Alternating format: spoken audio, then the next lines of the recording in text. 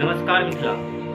छात्र सामाजिक संगठन मिथिला सेना और श्री आर्ट सर्कल मिथिला के तत्वाधान में जानकी नवमी के शुभ अवसर पर मिथिलांचल में पहिल बेर मिथिलांचल के विद्यार्थी के लिए एक नव अवसर के लऽ कऽ छै, जकर नाम मिथिला प्रतिष्ठा सम्मान प्रतियोगिता अछि।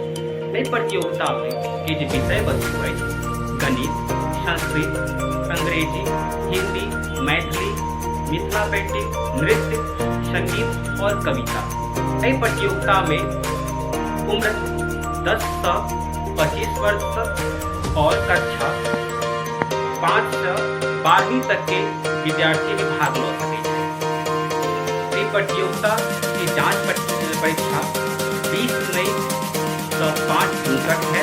तत्पश्चात 20 जून का मिथिला की विभूति के द्वारा, मिथिलांचल के अतिथि के द्वारा मिथिलांचल के विद्यार्थी के मिथिला प्रतिष्ठा सम्मान से सम्मानित किया जाए।